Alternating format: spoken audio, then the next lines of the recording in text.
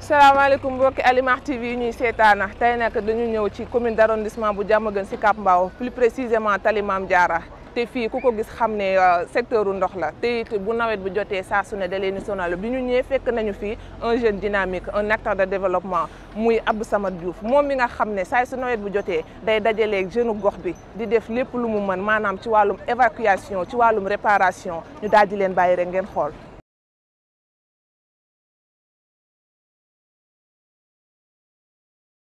waaw man maa ngi tudd Abdou Samad Diouf nekk le coordonnateur du mouvement Zéro Inondation nekk aussi membre de la plateforme nationale pour la réduction des risques et des catastrophes au niveau du ministère de l'Intérieur et de la direction de la protection civile. Voilà, donc en même temps aussi je suis le coordonnateur du mouvement Sénégal Ma Fierté. En même temps aussi je suis responsable politique au niveau de la commune de Diamaguène Sicap Mbao. Mais comme d'habitude comme ñun yàlla dafa def ay citoyens lañ d'abord te doomu commune bi lañu en 2005 bi inondation ñëwee bi situation bi commencé di propager wu di indi ay jafe-jafe pour askan bi ñun dañoo amoon sentiroon ne en tant que citoyen obligation bi ñu war a njëkk a am mooy ñu assister li nga xam ne mooy askan bi jàppale leen parce que nit ki bu fekkee da nga dëkk ci dëkk benn jéye ñëw ci dëkk ba li ñuy xaar ci yow mooy réponse communautaire maanaam tey nga jóg def sa mën-mën taxaw ba ñi nga xam ne ñooy sa dëkkandoo yi loru nga jàppale leen bi ñu koy démarrer aussi ñu ngi ko démarrer ci fi ñu dëkkoon ci même koñ bi ñu dëkk boobu amoon na ay famille yoo xam ne ndox mi dafa nangu woon seen kër mais bi ñu demee nag ba dugg ci lu mel noonu ak collaboration yi ñu doon am les sapeurs pompiers suñu tour nag ci la commencé di siiw nit ñi di ñu dégg di ñu solliciter ku am problème rek ci commune bi da ngay ñëw solliciter ñu pour ñu jàppale la pour ñu am machine donc loolu nag ci la mbir mi continuer di dem di law ba fi ñu toll tey chaque année rek bu inondation amee comme ni nga ko expliqué nit ñi seen xel ci Abdou Samad lay njëkk a dem parce que li ko indi aussi ci kattanu suñu borom mooy un engagement boo xam ne population bi gis nañ ko ci Abdou Samad aussi yàlla def tamit au niveau national ma bokk ci maanaam kuréel bi nga xam ne ñoom ñooy xeex inondation ci wàllu réduction risque et de catastrophe donc loolu bokk na ci li nga xam ne moom moo tax askan bi saa yu inondation amee rek seen xel jóg ci xel dem ci Abdou Samad loolu la. Il y a d'autres personnes yoo xam ne ils sont engagés comme moi ñuy collaborer di ànd di liggéey donc tey loolu moo tax sax résultat bi ñu am ko parce que ñun suñu combat nekkul rek aussi Diamaguène Sicap Mbao man banlieue bi lépp lu nekkoon inondation man maa ko doon piloté maa jiite woon le réseau des volontaires pour le développement de la banlieue. Même Assemblée nationale les motopompes yi ñu doon joxe au niveau de la banlieue au temps de Mamadou Seck man maa doon piloté partout au niveau de la banlieue les 16 communes du département de Pikine même Guédiawaye ay Gounass ak yu mel noonu foofu dama daan dem foofu di dimbale population bi ak les jeunes acteurs yi nga xam ne dañu nekk ci inondation parce que ñun am nañ benn collectif boo xam ne acteurs yi nekk Diamaguène Sicap Mbao nekk Yëmbal nekk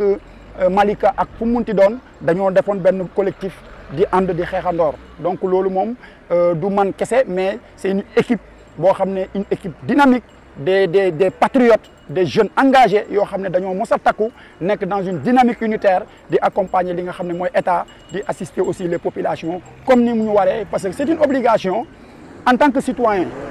de participer pour le développement de ta localité comme ni ñuy wax celui qui ne s'active pas face aux problèmes de son quartier le fera difficilement pour son pays et ñun réew mi ñun moom la ñu am Diamaguène Sicap Mbao suñu dëkk la kon bu ñu gisee tey benn phénomène naturel boo xam ne depuis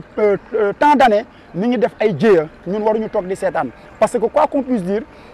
taxawaay bi ñu am ñun en tant que acteur de communautaire moom moo waral sax tey dëkk bi mu am stabilité bi mu am mais bu fekkoon ne ñun dañu toog rek seetaan état ne mbir mi mbiru état la kon Diamaguène Sicap Mbao reye nañ ko ci carte Sénégal waaw xam nga su ma waxee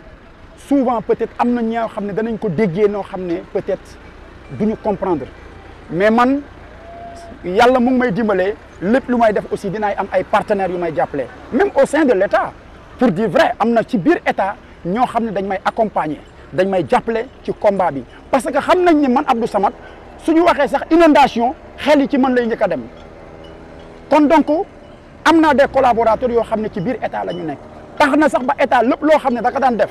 su koy joxe ci wàllu lu jëm ci askan bi ci wàllu inondation ci sama loxo la koy jaarale ba daaw moo ci mujj parce que li tax confiance boobu la ko indi mooy engagement bi nga xam ne am nañ ko gis nañu détermination bi ñu am di accompagner état bi di assister aussi li nga xam ne mooy population bi loolu bokk na ci di tax ñoom ñu am confiance ci ñun ba lépp loo xam ne rek ñoom lu ñu war a def la dañ koy jaarale ci ñun donc loolu aussi ñu ngi koy sant yàlla parce que bu nekkoon ne ñun lañ ñuy jox gisuñ ci ñoom résultat depuis des années moi je pense que kon duñu continuer maanaam di réitérer seen confiance ci ñun di collaborer ak ñun mais en tout cas li ma la mën a xamal am nañ ay partenaires yoo xam ne aussi duñu état ñoo xam ne c'est des bonnes volontés ñoo xam ne aussi dañuy dégg suñu taxawaay parfois ñun ñu solliciter leen pour ñu accompagner ñu ci xeex bi pour jàppale population ñoom it aussi ñu def ay actes réagir donc loolu aussi am na. quant à nag au niveau de la mairie comme ni nga ko waxee man la mairie dañ ma jàppee comme un adversaire politique te man jàpp naa ne loolu mënoon na bañ a am parce que politique war na ku mu neex mu ne man am naa ay ambition mais dina toll foo xam ne dañu war a nekk dans une dynamique unitaire unir les forces nekk autour de l'essentiel pour xool maanaam population bi jafe-jafe bi ñu nekk ku ci nekk jël sa appartenance teg ko à côté xool li nga xam ne mooy bëgg-bëgg askan bi ñu mën ci taxaw dimbali leen jàppale leen mais loolu ñoom gisewuñu ko noonu fii ma taxaw di wax ak yow daaw kenn mënu fi woon taxaw inondation daaw benn taw la taw fii oto mënatu fi jaar kenn mënatu fi jaar mu bloqué wu complètement fii laa indi moto pompe di pomper indi sumay machine indi suma lépp mais fekk nañ ma fi attaqué ma saaga ma lu nekk ñu wax ma ko mais loolu dama jàpp rek ne ci ñàkk xam la ci ñàkk am ngëm-ngëm bi ñu xam ne moom mooy mission bi ñu leen dénk mais bu fekkoon ne xam nañu la nekk njëriñ lañ leen jox kon képp ku jóg pour dimbale population bi seen rôle moom lan la waroon doon mooy maanaam collaborer ak yow pour que ñu xeex mbënn mi wala ay bonne volonté même gouverneur ñëw na fi keroog les sapeurs pompiers bi ñu ñëwee fii di def visite du terrain man maa leen accompagner lu tax loolu parce que ñoom résultat la ñu soxla kan lañ xam Abdou Samad lañ xam mu nekk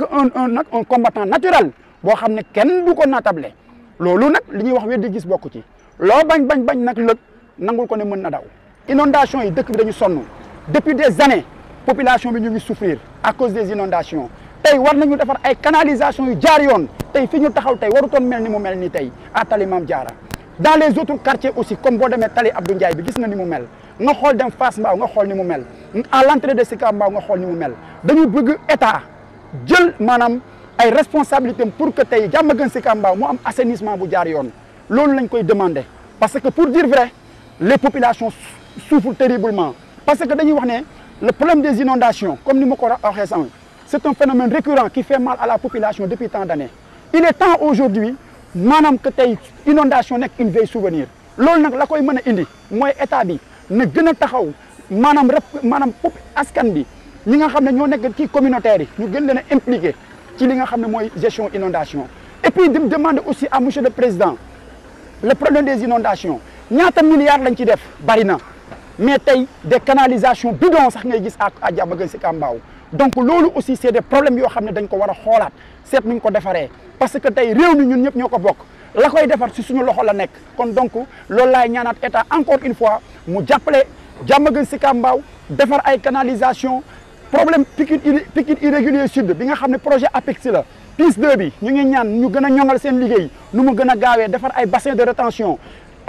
yenn bassin yi nga xam ne jot na fi am mu nekk Médina Marène écrêtage yi des bassins ñu def ko bu ko defee incha allah ci kattanu suñu borom inondation dana nekk loo xam ne luy jeex la ci dëkk bi c'est ça. weddi gis bokk ci bu ñu ñëwee tey ci commune Diamaguène Sicap Mbao lii la ñu fi fekk te it jot na mbënd mi nga xamante ni mi ngi ci Sénégal mu daal di jeex di jaajëfal bu baax Abdou Samad Diouf ci waxtaan bi mu ñu amaloon di leen jox dig daje yéen mbokki Alimar TV ba beneen yoon incha allah.